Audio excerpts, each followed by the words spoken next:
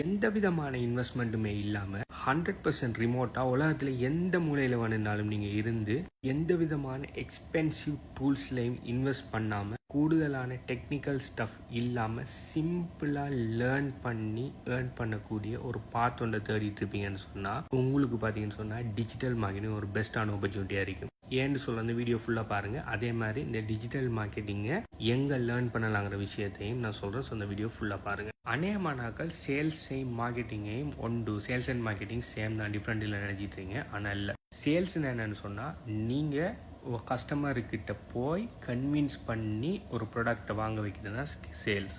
மார்க்கெட்டிங்னு சொன்னால் உங்களை நோக்கி கஸ்டமரை கொண்டு வர வைக்கிறது தான் இந்த மார்க்கெட்டிங். அதுலேயும் டிஜிட்டலாக செய்கிற மார்க்கெட்டிங்கை டிஜிட்டல் மார்க்கெட்டிங் சொல்லுவோம். ஏர்லியராக பார்த்தீங்கன்னு சொன்னால் ஃபிசிக்கல் மார்க்கெட்டிங், ஜெனரல் மார்க்கெட்டிங் தான் இருந்தீங்க. அதுக்கு பிறகு இந்த ஆன்லைனில் இன்டர்நெட் வந்ததுக்கு பிறகு டிஜிட்டல் மார்க்கெட்டிங் பூமா இன்னைக்கு. டிஜிட்டல் மார்க்கெட்டிங்கில் பார்த்தீங்கன்னு சொன்னால் நிறைய ஃபீல்டு இருக்குது. கண்டென்ட் மார்க்கெட்டிங் இருக்குது. இப்போ நான் கிரியேட் பண்ணுற கண்டென்ட், இது வீடியோ கண்டென்ட். அதே மாதிரி நீங்கள் டெக்ஸ்ட் கண்டென்ட்டுகள், ஆர்டிக்கல் எழுதலாம், ப்ளாக்ஸ் எழுதலாம். அப்படி நிறைய வகையான கண்டென்ட்டுகள் இருக்குது. அடுத்தது எஸ்இஓ பார்த்தீங்கன்னு சொன்னால் ஒரு பெரிய கடல்.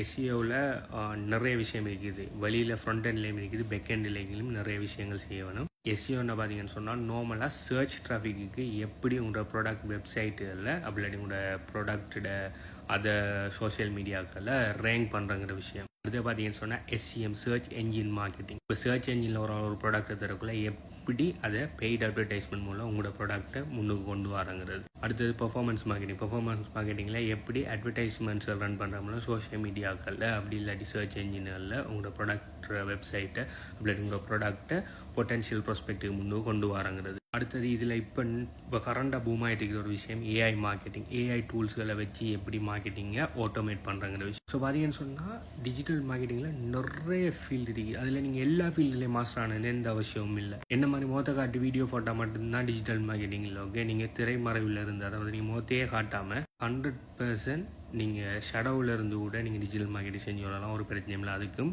நிறைய மெத்தட்ஸ். நீங்கள் பெர்ஃபார்மன்ஸ் மார்க்கெட்டிங் செய்கிறதுக்கு நீங்கள் உங்களை மொத்த காட்ட தேவையில்லை. எஸ்இஓ செய்கிறதுக்கு நீங்கள் மொத்த காட்ட தேவையில்லை. எஸ்சிஎம் செய்கிறதுக்கு மொத்த காட்ட தேவையில்லை.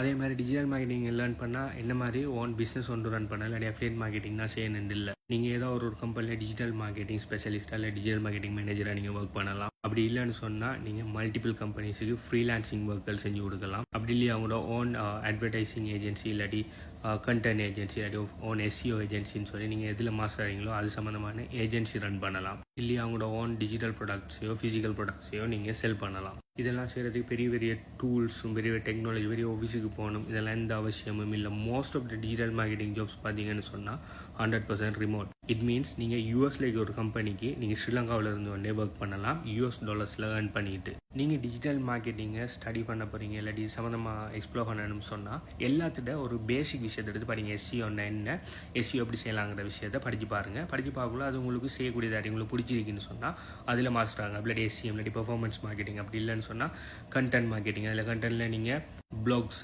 ஆர்டிகல்ஸ் வந்து போகிறீங்களா, இல்லை இமேஜ் கிரியேஷன் அப்படி போகிறீங்களா, இல்லாட்டி சோஷியல் மீடியா பிளாட்ஃபார்ம்ஸ் ஸ்பெசிஃபிக்காக போகிறீங்களா, இல்லாட்டி என்ன மாதிரி வீடியோ கிரியேட் பண்ணி போகிறீங்களான்னு சொல்லி எது உங்களுக்கு பிடிக்குங்கிறத நீங்கள் பாருங்கள், எக்ஸ்ப்ளோர் பண்ணுங்கள். அப்படி எக்ஸ்ப்ளோர் பண்ணக்குள்ள உங்களுக்கு பிடிச்ச ஒரு விஷயம் ஒன்று வரும், உங்களோட கேரக்டரிஸ்டிக் ஏற்ற மாதிரி ஒரு விஷயம் ஒன்று இருக்கும். அதில் மாஸ்டர் ஆகுங்க. அதில் மாஸ்டர் ஆகிப்பட்டு நான் சொன்ன வேஸில் ஏதாவது ஒரு வேயை சூஸ் பண்ணி அதிலிருந்து நீங்கள் ஏர்ன் பண்ண ஆரம்பிக்கலாம். In US dollars, Canadian dollars. நீங்கள் டாப் டியர் கண்ட்ரீஸில் ஒர்க் பண்ணலாம். நீங்கள் போய் ஒர்க் பண்ணதில்லை, நீங்கள் இருக்கிற நாட்டில் இருந்தோடனே டாப் டியர் கண்ட்ரீஸில் நீங்கள் ஒர்க் பண்ணலாம். நான் பார்த்தீங்கன்னு சொன்னால் நான் சொன்ன டிஜிட்டல் மார்க்கெட்டிங்கில் இருக்கிற எல்லா ஃபீல்டுலேயும் நான் மாஸ்டர் இல்லை. ப்ளஸ் நான் எல்லா ஃபீல்ட்லேயும் ஏர்ன் பண்ணலாம். அதாவது எஸ்சிஓ, எஸ்சிஎம்லாம் எனக்கு பிடிக்காது. அதனால் நான் டிஜிட்டல் மார்க்கெட்டிங்கை பாவிச்சு என்னென்ன விஷயத்தில் ஏர்ன் பண்ணுறேன், நான் என்னென்ன விஷயமெல்லாம் செய்கிறேன், அதில் இருக்கிற ட்ரிக்ஸ் என்ன, டிப்ஸ் என்னங்கிற எல்லா விஷயத்தையுமே ஹெச்பியூ கன்சல்டன்சியோட ஹெச்பியூ கம்யூனிட்டியில் டீச் பண்ணிக்கிறேன். எப்படி ஒரு டிஜிட்டல் ப்ராடக்ட் வந்து கிரியேட் பண்ணி செல் பண்ணுறேன், எப்படி இன்னொரு பிராண்டுக்கோ இன்னொரு கம்பெனிக்கோ இண்டிபெண்ட் அஃபிலியேட்டாக மாறி எப்படி அஃபிலியேட் மார்க்கெட்டிங் பண்ணுற, அதுக்குன்னு சொல்லி எப்படி உங்களோட ஓன் பர்சனல் பிராண்ட் ஒன்று உருவாக்குற. அப்படி இல்லைன்னு சொன்னால் இன்னொரு கிரியேட்டர் இன்னொரு பிராண்டை வீடியோ எடுத்து கிளிக் பண்ணி எடிட் பண்ணி கேப்ஷன் போட்டு அதை அப்லோட் பண்ணுற மூலம் வியூஸ் ஜென்ரேட் பண்ணி கொடுக்குற மூலம் எப்படி ஏர்ன் பண்ணுற. அப்படி இல்லைன்னு சொன்னால் இண்டிபெண்டாக யூஜிசி வீடியோஸில் ஏஐ வச்சு கிரியேட் பண்ணி அதில் இருந்து வியூஸ் ஜென்ரேட் பண்ணி கொடுத்து எப்படி ஏர்ன் பண்ணுறேன் அப்படின்னு சொல்லி